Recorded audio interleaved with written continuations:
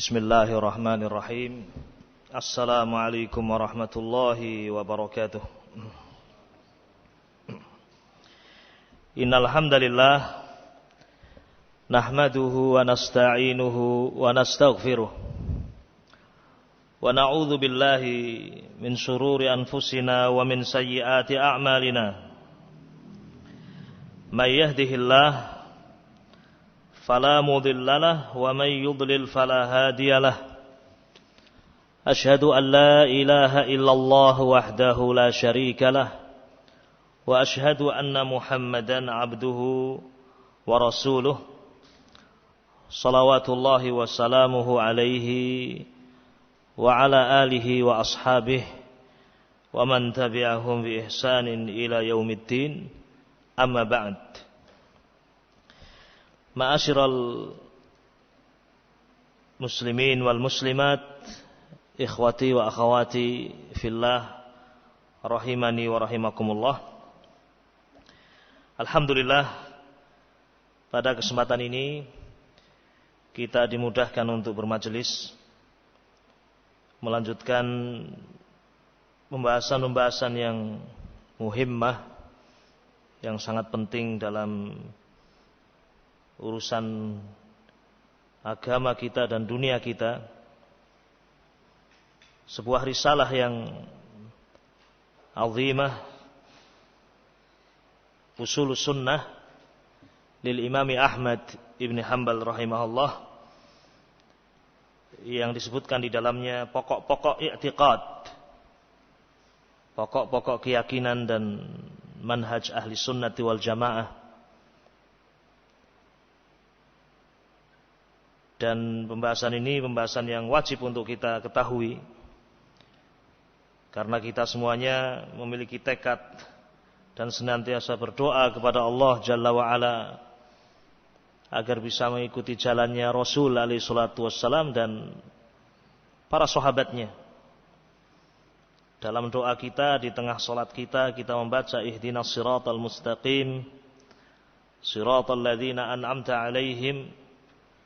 Ya Allah, tunjukilah kami jalan yang lurus, siratal mustaqim siratal ladzina an'amta alaihim, jalannya orang-orang yang telah Engkau beri nikmat, yakni jalannya para nabi, para rasul, siddiqin, syuhada, salihin. Ya, tentunya doa yang kita panjatkan ini diiringi dengan usaha. Kita ingin mengikuti jalannya Rasul, ingin mengikuti jalannya sahabat, harus menempuh sebab.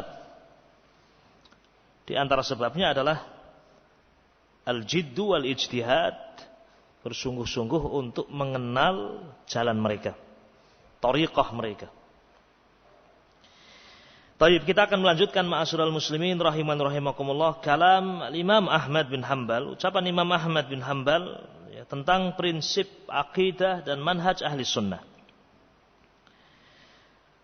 Berkata Imam Ahmad bin Hanbal dalam risalah ini, wa minas sunnati al-lazimati allati man taraka minha khaslatan lam yaqbalha wa yu'min biha lam yakun min ahliha al-imanu bil qadari khairihi wa syarrihi wat tasdiqu bil ahadithi fih wal imanu biha la yuqalu lima wala kaifa innama huwa at-tasdiqu wal imanu biha. Berkata Imam Ahmad bin Hanbal, wa minas sunnati, di antara perkara akidah, wa minas sunnah, di antara perkara i'tiqad, al-lazimah, yang lazimah, yang wajib, harus kita ikuti, harus kita pegang erat.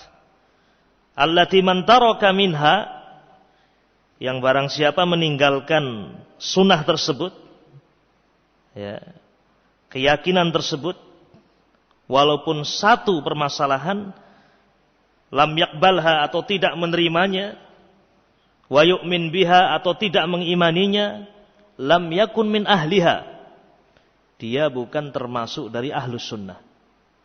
Adalah al-imanu bil qadar khairihi wa syarrihi. Iman kepada takdir Allah yang baik dan yang buruk.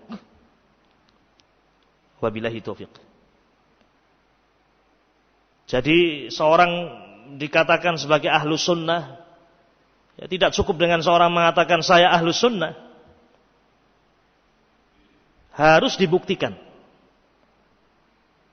Banyak perkara-perkara yang wajib dia imani, yang wajib dia terima, agar dia betul-betul menjadi seorang sunni, seorang ahlus sunnah, muttabi' lirrasul alaihi salatu wassalam. Dan ketika dia meninggalkan perkara-perkara yang wajib untuk dia yakini, untuk dia imani, walaupun satu perkara, maka dia dihukumi bukan termasuk dari ahlu sunnah, walaupun satu perkara. Di antara perkara-perkara itu adalah permasalahan al-imanu bil qadar khairihi wa syarrihi. Iman kepada takdir Allah Jalla wa'ala khairihi wa syarrihi. Kemudian berkata Imam Ahmad bin Hanbal, wat tasdiqu bil ahaditsi fihi wal imanu biha. Dan wajib bagi kita untuk membenarkan semua hadis-hadis Nabi alaihi salatu wassalam tentang takdir. Wal imanu biha, wajib kita mengimaninya. Semua hadis Nabi tentang qadar, tentang takdir wajib diimani.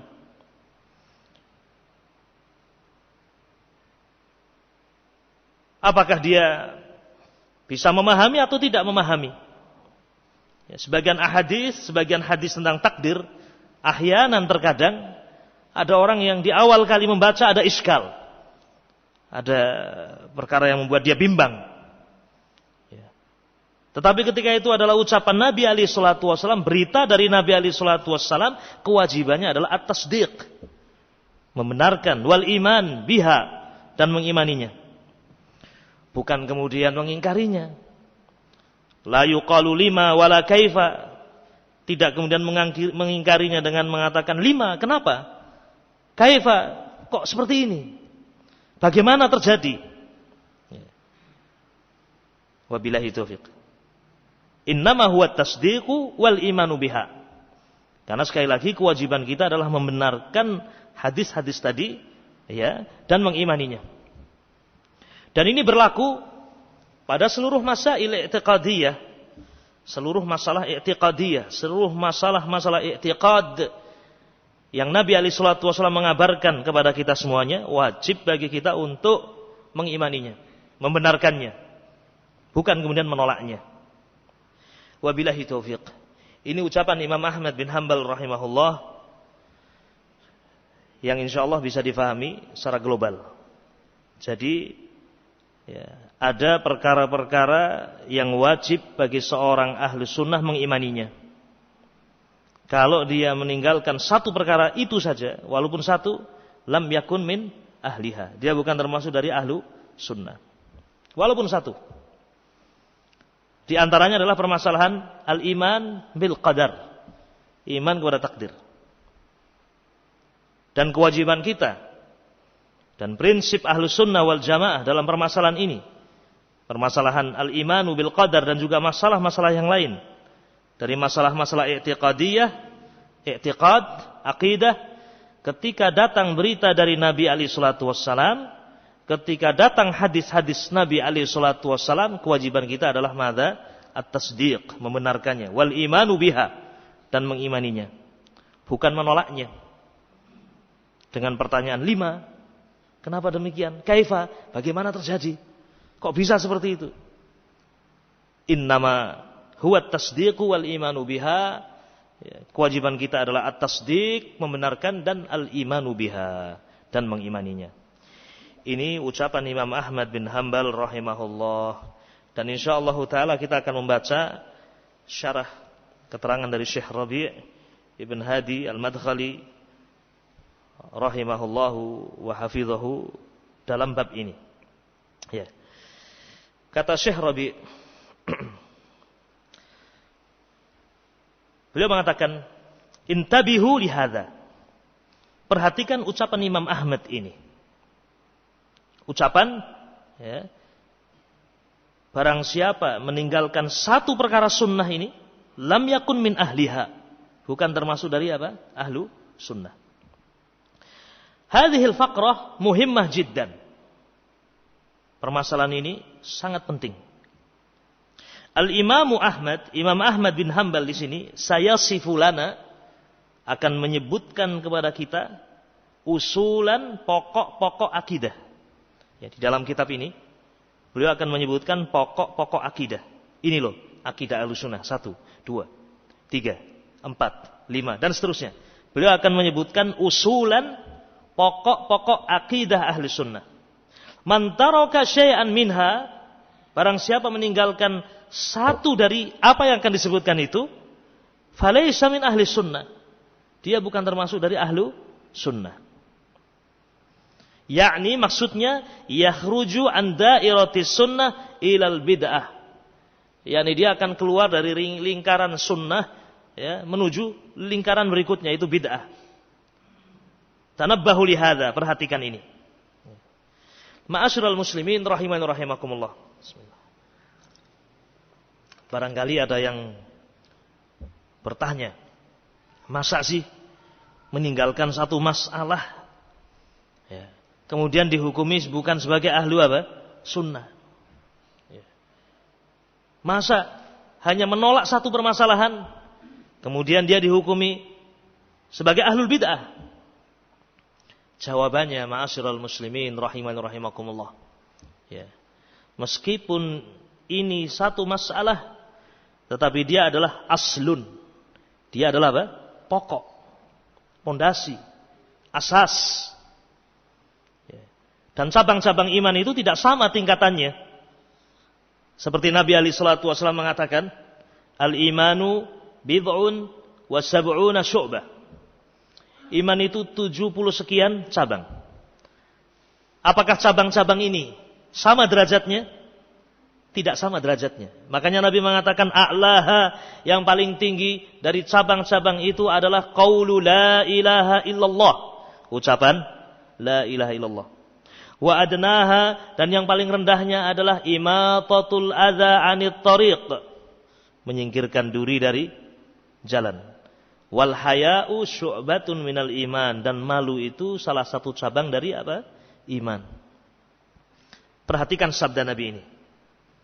Ketika Nabi alaihi salatu wasallam menyebutkan syu'abul iman, cabang-cabang iman, beliau tidak menyamakan semua cabang-cabang itu. Ada yang paling tingginya, yaitu qaulu la ilaha illallah. Ada yang paling rendahnya, imatatul adza 'anit thariq. Ya.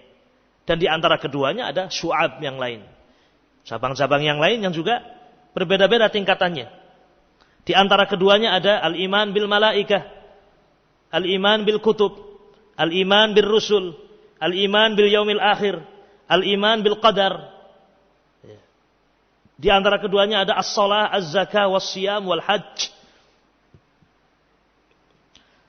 Tentu berbeda ketika seorang berjalan, ada duri, sudahlah, biarkan saja, saya jalan saja sudah. Ya. Dia tinggalkan satu cabang ini. Ya. Apakah berbeda dengan seorang yang meninggalkan, saya tidak beriman kepada malaikat? Ya. Sama-sama meninggalkan apa? Bagian dari iman. Tetapi yang ini, yang pertama, ya, yang saya contohkan, meninggalkan, membuang duri dari jalan. Tentu berbeda dengan ketika seorang meninggalkan aslun min usulil iman, meninggalkan salah satu pokok dari pokok-pokok iman, yaitu al-imanu bil malaikah, iman kepada apa? Malaikah. Tanabbahu li hadza, perhatikan ini. Jadi bukan merupakan syarat, ya, seorang dikatakan keluar dari ahlus sunnah kalau sudah mengumpulkan sekian banyak penyimpangan, 10 penyimpangan, 100 penyimpangan, baru dikatakan keluar dari ahlu sunnah. Bisa seorang melakukan satu penyimpangan, dengan itu dia keluar dari daerah atau lingkaran ahlus sunnah, masuk ke dalam kebid'ahan, ahlul bid'ah wal ahwa. Bahkan seorang bisa melakukan sebuah penyelisihan wa kharaja minal Islam, dan keluar dari apa? Islam. Seperti sabbullah, mencela Allah Subhanahu wa taala. Wa sabbur rasul, mencela Rasul alaihi salatu wassalam. Sehingga di sini Syekh Rabi' Ibn Hadi Al-Madkhali hafizahullah mengingatkan kita sebuah ucapan yang penting dari Imam Ahmad. Muqaddimahnya Imam Ahmad ini penting. Imam Ahmad mengatakan wa minas sunnah, dan di antara akidah, di antara perkara-perkara sunnah, i'tiqad, yang ini wajib kita yakini. Beliau akan menyebutkan sekian banyak masalah. Yang barang siapa meninggalkan satu saja dari perkara-perkara yang akan beliau sebut ini, barang siapa yang tidak menerimanya, barang siapa tidak mengimaninya, lam yakun min ahli sunnah. Dia bukan termasuk dari ahlu sunnah.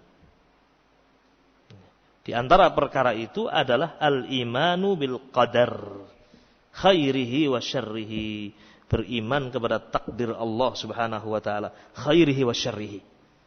Yang baik atau yang buruk. Wabillahi taufik. Berkata Syekh Rabi', kalau meninggalkan satu saja itu, dia keluar dari apa? Daerah sunnah. Fa idza tarakaha kullaha aw mu'dhamaha fa hadha huwal bala. Kalau kemudian ada orang yang meninggalkan semuanya, pokok-pokok sunnah ini, ya, au mu'dhamaha, atau sebagian besarnya, fa hadha huwal bala. Sungguh ini musibah yang sangat besar, bala. Ya. Wabillahi taufik. Sebagian orang menganggap bala itu ya hanya dalam urusan dunia. Ya. Ketika usahanya bangkrut, sedih luar biasa. Ketika saudaranya meninggal, anaknya meninggal, istrinya meninggal, sedih luar biasa. Ya, ini tabiat manusia. Memang itu ujian, musibah.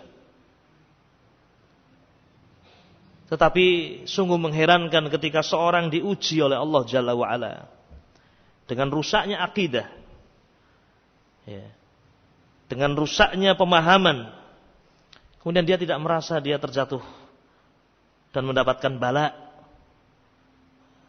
Hadza sya'nu ahlul bidah. Inilah kondisi ahlu mada? Al-bidah, ahlul ahwa. Dia tidak menyadari dirinya telah terjatuh ke dalam bala yang luar biasa. Wabillahi taufiq. Dan lebih parahnya dia menganggap ala al-haq. Lebih parahnya dia menganggap dirinya berada di atas mada? Al-haq. Wabillahi taufiq. Ma'asyiral muslimin rahimani rahimakumullah. Kata Imam Ahmad bin Hanbal, lam yakbalha, yakni permasalahan ini, pokok-pokok akidah ini, kalau tidak menerimanya, yakni abaha, menolaknya, wa yu'min biha, yakni au tidak mengimaninya atau tidak mengimaninya, lam yakun min ahliha, dia tidak termasuk ahli sunnah. Idza lam yakun min ahli sunnah, artinya jika dia tidak dianggap sebagai ahli sunnah, yakunu min ahlil bid'ah wad dhalal wal iyadzu billah. Artinya dia termasuk dari ahlul bid'ah wad dhalal wal iyadzu billah. Kita mohon perlindungan kepada Allah Jalla wa ala.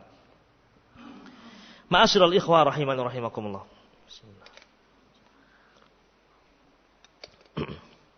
Kemudian Syekh Rabi' mengingatkan, ya. Taib di tengah-tengah pembahasan ini mengingatkan bahwasanya al-bid'ah itu bertingkat-tingkat. Wa antum ta'rifun annal bid'ata tanqasim ila kaba'ir wa saghair wa ila syirk wa ila ilhad wa ila bala, kama yaqulu Ibnul Qayyim wa Syekhul Islam rahimahumallah. Kalian mengetahui, kata Syekh, bahwasanya bid'ah itu tanqasim ila kaba'ir wa saghair. Bid'ah itu terbagi menjadi bid'ah yang besar, wa saghair, dan yang kecil. Wa ila syirik, ada bid'ah yang bentuknya adalah asyirik billahi azza wa jal. Wa ila ilhad, wa ila bala. Ini bertingkat-tingkat syirik atau bid'ah itu. Ada bid'ah yang mukaffirah, yang menyebabkan pelakunya dihukumi kufur. Dan ada bid'ah mufassiqah, bid'ah yang pelakunya dihukumi madza? Fasik. Sebagaimana diterangkan oleh Syekhul Islam dan Ibnul Qayyim rahimahumallah.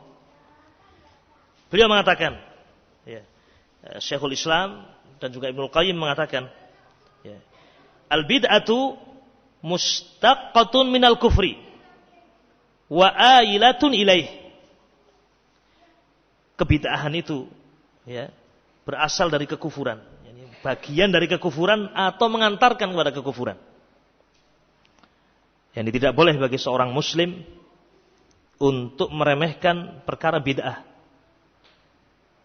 Ketika seorang meninggalkan satu asal, satu pokok dari pokok-pokok agama, kemudian mengeluarkan dia dari daerah ahli sunnah dan masuk kepada lingkaran al-bid'ah, ahlul bid'ah wal ahwa, tidak boleh seorang meremehkan. Karena kebid'ahan itu mustaqqatun minal kufri. Ya. Diambil dari kekufuran atau mengantarkan kepada apa? Kekufuran. Wa in kana saghiran, meskipun bid'ah itu sedikit, kecil. Tetapi hati-hati dari kebid'ahan yang saghir. Saghirah, karena bisa jadi saghairul bid'ah tasiru kibaran, bisa menjadi apa? Besar. Ya. Sebagaimana telah kita bahas pada pembahasan yang telah lalu, ya, tentang bahayanya bid'ah. Wal bid'atu taqumu 'alal hawa wad dhalal. Dan ketahuilah bahwasanya bid'ah itu selalu dibangun di atas hawa nafsu dan kesesatan. Semua kebid'ahan. Termasuk, ya, mengingkari al-qadar khairihi wa syarrih. Dibangun di atas hawa wad dhalal. Hawa nafsu dan dhalal, kesesatan.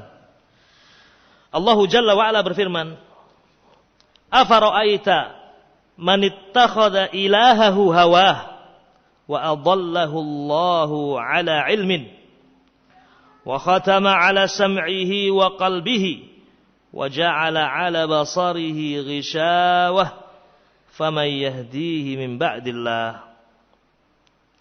Apa pendapatmu tentang seorang yang menjadikan hawa nafsunya menjadi ilahnya, mengikuti hawa nafsunya, sehingga Allah sesatkan dia.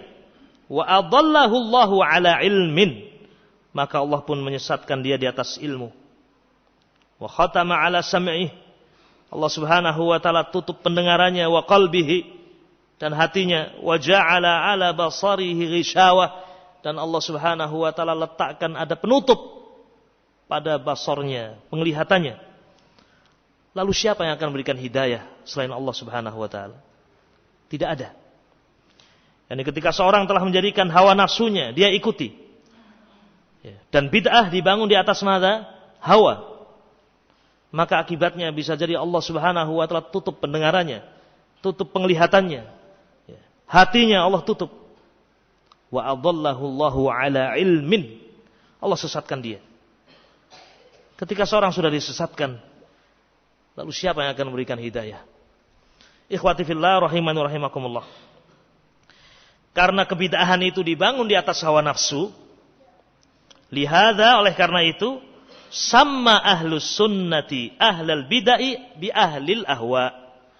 Oleh karena itu, ahlus sunnah, ya, menyebut ahlul bid'ah dengan sebutan ahlul ahwa. Orang-orang yang mengikuti hawa nafsu. Kenapa? Karena kebid'ahan itu dibangun di atas apa? Hawa.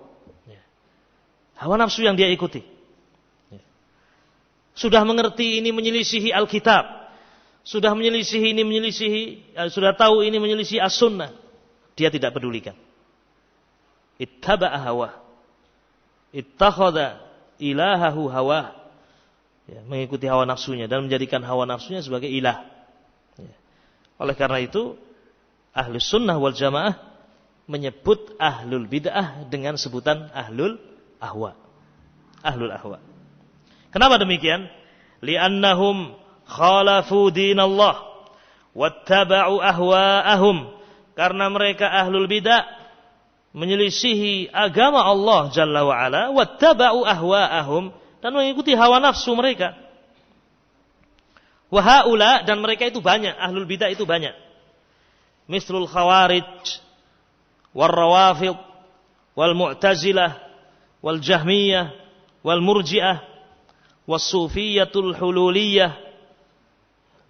Ini contoh ahlul bidah, al khawarij, al rawafid, rafidah, syiah, wal mu'tazilah, wal jahmiyah, murji'ah, as sufiyatul hululiyah, atau ahli wihdatil wujud, atau orang-orang yang berpendapat atau meyakini wihdatul wujud, manunggaling kawula Gusti. Saya adalah Allah, Allah adalah saya. Au ubadil kubur, atau para penyembah kubur, au ma syakala dzalik, atau yang semisal dengan itu. Kullu hadhihi bid'un wa dhalalat. Semua ini adalah kebidahan-kebidahan, kesesatan-kesesatan, mukhalifatun li nususil kitab was sunnah, menyelisihi nusus, nas-nas Alkitab was sunnah, wa mukhalifatun li usuli sunnati wa qawaidiha, dan menyelisihi pokok-pokok sunnah dan kaidah-kaidah atau asas-asas sunnah. Wallahu ta'ala a'lamu bis-shawab.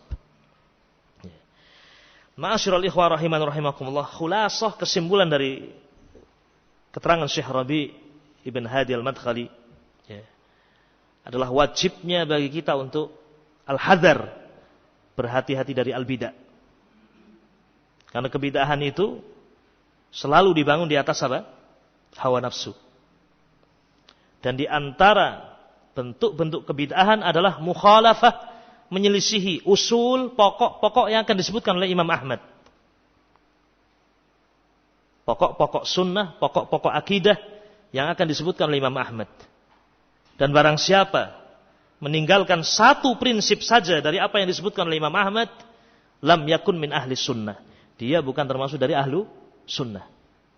Kalau bukan ahlu sunnah berarti apa? Ahlul bidah, ahlul ahwa. Dari sini ma'asyiral muslimin rahiman rahimakumullah, ya, kita mengerti bahwasanya apa yang akan disebutkan oleh Imam Ahmad bin Hanbal adalah perkara-perkara yang sangat penting untuk kita imani, untuk kita pelajari. Dan kita akan memulainya insyaallah taala. Ya.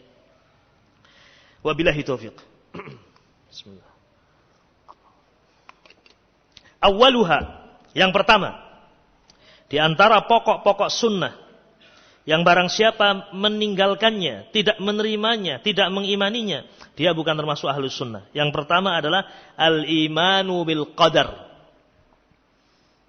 Iman kepada takdir. Falladzi la yu'min bil qadar, maka siapapun yang tidak beriman kepada qadar, tidak beriman kepada takdir, laisa min ahli sunnah, dia bukan termasuk ahlus sunnah. Kenapa demikian? Hadza taraka khaslatan azimatan. Sungguh dia telah meninggalkan salah satu prinsip yang sangat agung. Wa aslan aziman, dan telah meninggalkan pokok yang sangat besar min usulis sunnah, dari pokok-pokok sunnah. Kenapa demikian? Al-imanu bil qadari ruknun min arkanil iman. Bukankah iman kepada takdir adalah salah satu rukun dari rukun apa? Iman.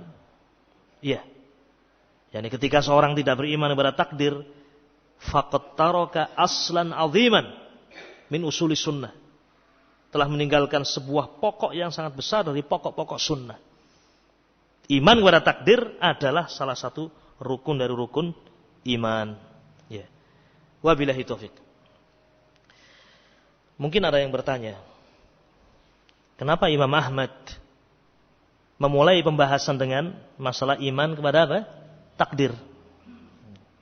Bukankah ada permasalahan yang lain, iman kepada malaikat, iman kepada kitab, iman kepada rasul, iman kepada hari akhir? Limadha? Kenapa? Bada'a al-Imamu Ahmad rahimahullah, Imam Ahmad kenapa memulai dengan pembahasan al-iman bi al-qadar? Wallahu ta'ala a'lamu bis-shawab. Di antara sebabnya, wallahu a'lam, yang pertama, bisa jadi sebabnya kenapa beliau menyebutkan permasalahan pertama adalah masalah qadar, karena pengingkaran terhadap takdir yang dilakukan oleh kelompok Al-Qadariyah adalah termasuk kelompok yang pertama kali muncul ya, setelah wafatnya Nabi kita Muhammad sallallahu alaihi wasallam. Termasuk kelompok yang pertama kali keluar, menyimpang dari jalannya Nabi alaihi salatu wasallam.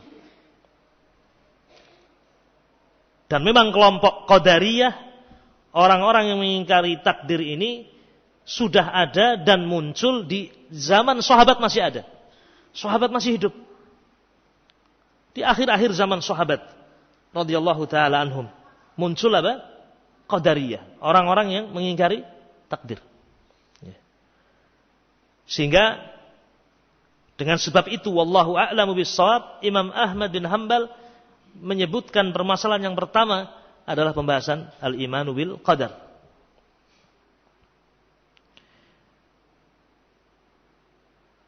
Dalil atau bukti bahwasanya pengingkaran terhadap takdir ini sudah ada di awal-awal Islam, di zaman sahabat Nabi radhiyallahu taala anhum, di zaman sahabat masih ada, adalah hadis yang diriwayatkan oleh Al-Imam Muslim rahimahullah. Hadis yang diriwayatkan oleh Al-Imam Muslim rahimahullah. Hadis yang pertama dalam Kitabul Iman. Disebutkan di situ kisah dua orang tabi'in dari Basrah. Dua orang tabi'in dari Basrah yang datang ke kota Makkah ingin berjumpa dengan sahabat. Taib. Karena telah muncul di Basrah orang-orang yang mengingkari apa? Takdir. Yang dibawa oleh seorang yang bernama Ma'bad ibnu Khalid al-Juhani. Ma'bad ibnu Khalid al-Juhani. Subhanallah, demikian para tabi'in. Ketika mereka mendapatkan sebuah masalah, penyimpangan i'tiqad, mereka segera kembali kepada para ulama. Mereka datang kepada sahabat Ibnu Umar radhiyallahu taala anhuma, bertanya kepada Ibnu Umar, wahai Ibnu Umar, wahai Aba Abdurrahman, muncul di tengah-tengah kami bil Basrah Ma'bad al-Juhani. Ma'bad ibnu Khalid al-Juhani. Mereka, orang-orang ini mengatakan la qadar, tidak ada takdir itu. Jadi Allah tidak menakdirkan segala sesuatu, tidak ada takdir. Wa annal amra unuf, dan bahwasanya segala sesuatu yang terjadi ini, segala sesuatu yang terjadi tidak dan belum Allah takdirkan. Ini Allah tidak tahu kecuali setelah terjadinya. Ya. Wa annal amra unuf. Begitu Ibnu Umar mendengar berita ini, apa kata Ibnu Umar? Ibnu Umar mengatakan, "Idza laqita haula, jika kamu berjumpa dengan mereka, fa akhbirhum, kabarkan kepada mereka, anni bari'um minhum, bahwasanya aku berlepas diri dari mereka. Wa annahum bura'u minni, dan mereka berlepas diri dari saya.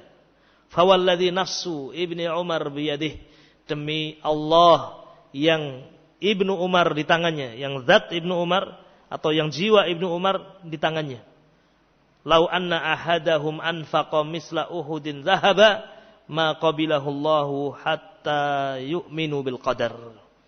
Kalau seandainya mereka berinfak sebesar gunung Uhud emas, Allah Jalla wa'ala tidak akan menerima infak mereka sampai mereka beriman kepada takdir. Allah tidak akan menerima. Wabillahi taufik. Ini dalil ma'asyiral muslimin rahiman rahimakumullah, bahwasanya al-qadariyah telah muncul dan telah ada di akhir-akhir zaman siapa? Sahabat Nabi radhiyallahu taala anhum. Artinya qadariyah termasuk kelompok-kelompok awal yang muncul. Sehingga Al-Imam Ahmad rahimahullah menyebutkan yang pertama kali dalam permasalahan-permasalahan iman, permasalahan-permasalahan akidah, yang barang siapa meninggalkannya, dia bukan termasuk dari ahlu sunnah. Kemudian alasan yang kedua barangkali ini yang tampak, ya, disebutkan oleh Syekh Ubaid Al-Jabiri hafizahullah. Perkara yang kedua, kenapa Imam Ahmad rahimahullah menyebutkan yang pertama kali dalam usul sunnah, wallahu a'lam, mungkin di zaman itu, di zaman Imam Ahmad bin Hanbal, memang banyak orang-orang yang mengingkari takdir. Ya, sehingga merupakan bentuk nasihat dari Imam Ahmad bin Hanbal. Ya. Merupakan bentuk al-amru bil ma'ruf wan nahyi 'anil munkar dari hadal imam, dari imam ahli sunnah.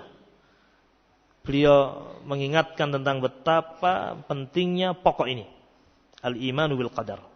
Ya. Ikhwati fillah rahimani rahimakumullah. Nah, ini barangkali yang bisa kita sebutkan pada sudah maghrib ya. Nah, taib. Insyaallah nanti kita akan masuk pada keterangan berikutnya dari keterangan yang disebutkan oleh Asy-Syaikh Rabi' bin Hadi Al-Madkhali hafizahullah.